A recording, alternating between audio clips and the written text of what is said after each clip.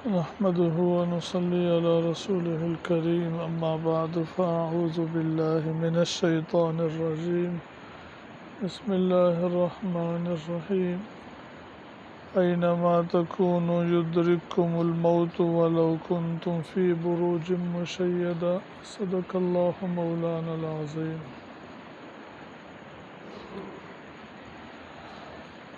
میرے محترم دوست اور بھائی اور بزرگ، جو چیزیں انسان کو دین پہ چلنے کے لیے معاون اور مددگار ہیں ان میں سے، اور انسان کے دل کو نرم کرنے والی ہیں، آخرت کی طرف متوجہ کرنے والی ہیں، ان میں سے ایک موت کو یاد کرنا ہے۔ نبی کریم صلی اللہ علیہ وسلم نے ارشاد فرمایا کہ میں نے تمہیں قبروں پہ جانے سے منع کیا تھا، اب میں تمہیں اجازت دیتا ہوں کہ قبروں پہ جایا کرو، قبروں کی زیارت کیا کرو، اس سے انسان کو اپنی موت یاد آتی ہے، آخرت یاد آتی ہے۔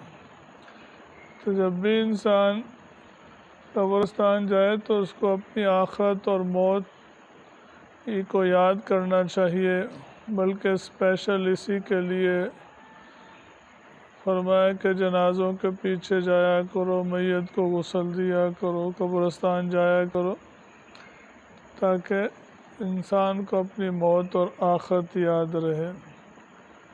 جس قدر انسان کو اپنی موت آخرت یاد ہوتی ہے اتنے ہی اس کے اعمال اچھے ہوتے ہیں، اس کو نیکیاں کرنا اس کے لیے آسان ہوتا ہے، گناہوں سے بچنا اس کے لیے آسان ہو جاتا ہے۔ حضور پاک صلی اللہ علیہ وسلم نے ارشاد فرمایا کہ اکثروا ذکر حازم اللذات یعنی الموت، کہ لذتوں کو توڑ دینے والی چیز کو کثرت سے یاد کیا کرو، یعنی موت کو، اس کے بہت فائدے ہیں۔ فرمایا کہ تنگی موت کو یاد کرنا تنگی والے کے لیے آسانی کا ذریعہ ہے۔ کتنا بھی انسان تنگ دست ہو، پریشان ہو، بیمار ہو، تکلیف کے اندر ہو، تو موت کو یاد کرنا اس کے لیے آسانی کر دیتا ہے کہ یہ ساری بیماریاں، مصیبتیں، پریشانیاں، یہ سب کی سب عارضی ہیں، چند دن کی ہیں، ختم ہو جائیں گی، میری جان اس سے چھوٹ جائے گی۔ آدمی گھبراتا نہیں ہے کہ بیماری تکلیف، جیسے خود ہی ٹیکہ لگوانے چلا جاتا ہے، اس کو پتہ ہے کہ ٹیکے کی تکلیف عارضی ہے، تھوڑی ہے، اور بخار کی تکلیف زیادہ ہے، لمبی ہے، اس لیے خوشی کے ساتھ ٹیکہ لگواتا ہے۔ ڈاکٹر نہ بھی لگایا کہتا ہے ڈاکٹر صاحب مجھے ٹیکہ لگائے، حالانکہ ٹیکے سے اس کو تکلیف ہوگی، لیکن بڑی تکلیف سے اس کی جان چھوٹے گی۔ تو اسی طرح آخرت کی تکلیف بڑی ہے، لمبی ہے۔ تو دنیا کی ساری پریشانیاں، تکلیفیں یہ عارضی ہیں، ختم ہونے والی۔ موت کو آدمی یاد رکھے کہ ایک دن میں نے مر جانا ہے، یہ جہان ہمیشہ کا نہیں ہے، یہاں کی خوشی، یہاں کی غمی، یہ سب عارضی چیزیں ہیں۔ آدمی کو سکون آ جاتا ہے، کوئی بات نہیں، گزارا کر لیتا ہوں کہ ختم ہو جائیں گی، پھر خوشیاں ہی خوشیاں، مزے ہی مزے ہیں۔ تو جس قدر زیادہ انسان کو موت کو یاد رکھے اس کے لیے آسانی ہو جاتی ہے۔ جب ایک آدمی دائمی بیماری میں مبتلا ہو جائے کہ شوگر ہے، اب جان ہی نہیں چھوڑنی، اس سے بھی بلڈ پریشر ہے، جان ہی نہیں چھوڑنی، وہ آدمی کو زیادہ پریشان کرتی ہے، ٹینشن میں آ جاتا ہے۔ بخار حالانکہ اس سے زیادہ اس کو تکلیف ہے، لیکن اس سے اتنا نہیں گھبراتا کہ کوئی بات نہیں، ایک دو تین دن چڑھے گا پھر اتر جائے گا۔ تو اس لیے حضور پاک صلی اللہ علیہ وسلم نے موت کو یاد کرنے کی بہت زیادہ تاکید فرمائی ہے، بلکہ اکثر موت کا تذکرہ فرمایا کرتے تھے بزرگان دین، صالحین، اللہ والے۔ حضرت عمر بن عبدالعزیز رحمہ اللہ کے بارے میں آتا ہے کہ وہ علماء کرام کو جمع کرتے تھے اور موت کا تذکرہ ہوتا تھا اور روتے تھے، جیسے کہ گھر میں میت کوئی ہوگی یا فوتگی ہوگی، ایسے روتے تھے۔ تو ان کا رخ سیدھا رہتا تھا، پھر آخرت کی طرف ڈرتے رہتے تھے۔ جب کوئی آدمی جھوٹ بولتا ہے، ہیرا پھیری کرتا ہے، کہتے ہیں گڑبڑ کرتا ہے، کہتے ہیں اس کو مرنا بھول گیا، تب یہ کام کر رہا ہے غلط۔ اگر اس کو موت یاد ہوتی تو یہ کام نہ کرتا جس کاموں میں یہ پڑا ہوا۔ نبی کریم صلی اللہ علیہ وسلم کی حدیث ہے کہ ان القلوب لتصدع کما يصدع الحدید اذا اصابہ الماء، کہ دلوں کے اوپر بھی زنگ لگ جاتا ہے جیسے کہ لوہے کو زنگ لگ جاتا ہے برسات کے موسم میں، جب اس کو پانی لگتا ہے بارشوں کا تو لوہے کو بھی زنگ لگ جاتا ہے۔ اسی طرح دلوں کے اوپر بھی زنگ چڑھ جاتا ہے، گندے ماحول کی وجہ سے، گناہوں کی وجہ سے، دنیاوی ماحول کی وجہ سے۔ قیل وما جلاؤہا یا رسول اللہ، جب انسان کے دل کے اوپر زنگ چڑھ جائے پھر انسان کو نیکی کرنے کا شوق اور جذبہ ختم ہو جاتا، حتیٰ کہ دین کی بات سننے کا بھی اس کو شوق نہیں رہتا، توجہ نہیں، دھیان نہیں، شوق نہیں، بیٹھتا نہیں ہے، بیٹھ بھی جائے تو توجہ کے ساتھ بات سنتا نہیں ہے، اور ذکر کرنے کی، تلاوت کرنے کی، نوافل کی اس کو توفیق نہیں ہوتی۔ یہ دل کے زنگ کی علامت۔ اچھی چیزیں اس کو بری لگتی ہیں اور بری چیزیں اس کو، گانے، میوزک اور نماز اس کے لیے دشوار اور مشکل ہو جاتی ہے، سونے میں، کھیلنے میں وہ اس کو اچھا لگتا ہے۔ تو اس کا مزاج بگڑ جاتا ہے جب دل کے اوپر زنگ لگ جاتا ہے۔ تو صحابہ رضی اللہ تعالیٰ عنہ نے عرض کیا، یا رسول اللہ، یہ دلوں کا زنگ کیسے صاف ہوگا؟ تو آپ صلی اللہ علیہ وسلم نے فرمایا کہ موت کو کثرت کے ساتھ یاد کرنے سے اور قرآن پاک کی تلاوت کرنے سے دلوں کا زنگ دور ہو جاتا ہے۔ اور جیسے کہ ابھی حدیث میں ارشاد ہوا کہ موت کو یاد کرنا تنگی والے کے اوپر آسانی کا ذریعہ، اور آسانی والے کے اوپر تنگی کرتی ہے موت، کہ جو آدمی بہت سہولیات ہیں، آسانیاں ہیں، مزے کے اندر ہے، تو اس کے اوپر موت کو یاد کرنا اس کا دل تنگ ہو جاتا ہے کہ میں نے یہ ساری چیزیں جس میں لگا ہوا ہوں، دنیا کی چیزیں، کھیل تماشا، کاروبار، یہ ساری چیزیں جو میں نے محنت کر کے کمائی ہیں، مکانات، کوٹھیاں، مارکیٹیں، کارخانے لگا رہا ہے، موت کو یاد کرتا ہے تو اس کو یاد آتا ہے کہ یہ ساری چیزیں میں چھوڑ جاؤں گا، ادھر ہی رہ جائیں گی، یہ چند دن کے لیے بس میرے پاس ہیں یا میں ان کے پاس ہوں۔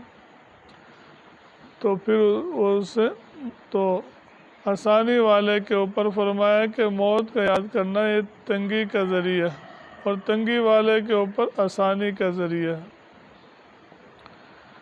حضور پاک صلی اللہ علیہ وسلم نے ایک مرتبہ ارشاد فرمایا، اپنا ایک ہاتھ سر کے پیچھے رکھا اور دوسرے ہاتھ کو دور تک لمبا کیا ایسے، اور ایک ادھر رکھا، فرمایا کہ یہ تو آدمی کی موت ہے اور یہ آدمی کی امیدیں ہیں جو اتنی لمبی جا رہی، کہ موت سے بھی آگاہ اپنی موت سے کوئی بشر نہیں، سامان 100 برس کا ہے، پل کی خبر نہیں۔ اور ایک دفعہ مثال دے کے حضور پاک صلی اللہ علیہ وسلم نے سمجھایا، زمین کے اوپر ایک لائن کھینچی اور اس کے دائیں بائیں چھوٹی چھوٹی لکیریں کھینچی اور اس کے ایک مربع بنایا جس میں سے وہ لائن باہر نکل گئی، پھر آپ صلی اللہ علیہ وسلم نے فرمایا کہ یہ جو مربع ہے چاروں طرف لائن ہے، یہ تو انسان کی موت ہے جو ہر طرف سے انسان کو گھیرے ہوئے، کدھر بھی نہیں جا سکتا بھاگ کے، ہر طرف سے اس کو آگے موت ہے۔ اور یہ جو دائیں بائیں اس کے لائنیں ہیں، یہ حوادثات ہیں، چھوٹے چھوٹے تکلیفیں، پریشانیاں۔ اور یہ جو لائن باہر نکل گئی ہے مربع سے اور ڈبے سے، تو یہ فرمایا کہ یہ انسان کی خواہشات ہیں، جو موت سے بھی آگے کی لمبی لمبی خواہشات لگا کے رکھی ہوئی ہیں۔ موت ایک ایسی حقیقت ہے کہ پکا کافر بھی اس کا انکار نہیں کرتا، اور باتوں کو نہ مانے لیکن موت کو ضرور مانتا ہے کہ ایک دن میں نے مر جانا ہے، ایک دن مرنا ہے، آخر موت ہے، کر لے جو کرنا ہے، آخر موت ہے۔ تو اس لیے میرے محترم دوست اور بھائی اور بزرگوں، نبی پاک صلی اللہ علیہ وسلم نے ارشاد فرمایا کہ عقل مند آدمی وہ ہے جو اپنے آپ کو شریعت کا تابع دار بنا دے اور وعامل لما بعد الموت، موت کے بعد جو زندگی آنے والی ہے اس کے لیے عمل کرے۔ دنیا کے لیے تو کسی کو کہنا نہیں پڑتا، وہ خود ہی ضرورتیں پڑتی ہیں، درپیش ہوتی ہیں تو خود ہی بازار بھی جاتا ہے، روٹی بھی کھاتا ہے، بھوک لگتی ہے تو پھر کماتا بھی ہے۔ یہ ساری ضرورتیں فوری ہیں، انسان خود بخود یہ کرتا ہے، ضرورت اور مجبوری ہے اس کی۔ لیکن مرنے کے بعد جو ضرورتیں پیش آنے والی ہیں وہ انسان کے سامنے نہیں ہوتی۔ آخرت کے اندر انسان کو جو ضرورتیں ہیں، جہنم سے بچ جائے، جنت میں چلا جائے، اللہ کی رضا کی ضرورت ہے، پل صراط سے کیسے گزر جائے، اس کا اعمال نامہ کا وزن بھاری ہو جائے، جہنم سے بچ جائے، تکلیفوں سے، قبر کے عذاب سے بچ جائے، یہ انسان کو دکھائی نہیں دیتا، فوری ضرورت نہیں ہے۔ لیکن فرمایا کہ عقل مند آدمی وہ ہے جو اپنی موت کو یاد رکھتا ہے اور مرنے کے بعد آنے والی زندگی کے لیے تیاری میں لگ جاتا ہے، اس کے لیے عمل کرتا ہے۔ یہ فرمایا بڑا محتاط آدمی ہے، سمجھدار آدمی ہے، عقل مند ہے۔ اور بے وقوف آدمی وہ ہے وَالْعَاجِزُ مَنْ أَتْبَعَ نَفْسَهُ هَوَاهَا وَتَمَنَّى عَلَى اللَّهِ، اللہ تعالیٰ سے بڑی بڑی امیدیں باندھتا ہے اور اپنی خواہشات کا اتباع کرتا ہے، آخرت کی تیاری نہیں کرتا، دین پر عمل نہیں کرتا، اپنی مرضی سے بس جب مرضی سو گیا، جب مرضی اٹھ گیا، کسی چیز کا بھی کہتا ہے مجھے نہ کہو، جو میرا دل کرے گا میں وہ کروں گا۔ تو یہ فرمایا کہ بڑا بھولا ہے، بے وقوف آدمی ہے۔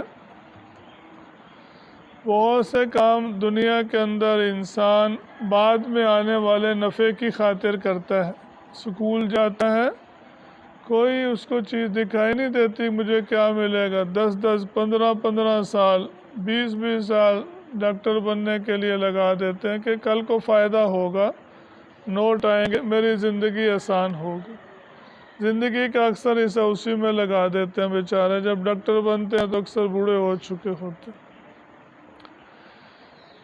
تو اسی طرح کسان ہے، کھیتی باڑی کے لیے راتوں کو پانی لگانا، بیج ڈالنا اور ہل چلانا، اور اپنے جو دانے ہوتے ہیں وہ بھی مٹی کے اندر ملا کر آ جاتا ہے، کل کو یہ اگیں گے، بڑے ہوں گے، پھر جو ہے اس سے نفع حاصل ہوگا، زیادہ دانے حاصل ہوں گے، گندم چاول۔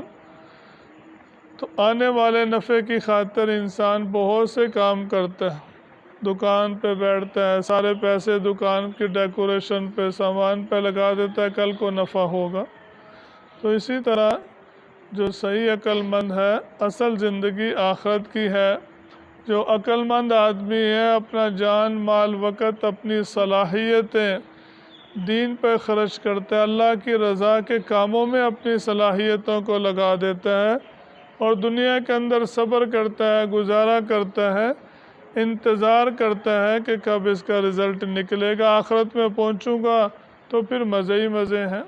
تو اللہ تبارک و تعالی ہم سب کو اپنی موت کو یاد رکھنے کی اور موت کے بعد جو زندگی شروع ہونے والی ہے اس کے لیے تیاری کرنے کی توفیق عطا فرمائے۔ حدیث میں آتا ہے کہ جو آدمی روزانہ موت کو یاد کرتا ہے 20 مرتبہ یا 25 مرتبہ، اللہ تعالیٰ شہیدوں کے برابر اس کو اجر اور ثواب عطا فرمائیں گے۔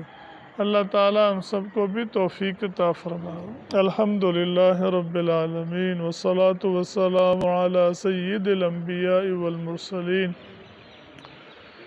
اللہم اعنا علی ذکرک وشکرک وحسن عبادتک۔ اللہم بارک لنا فی الموت وفیما بعد الموت۔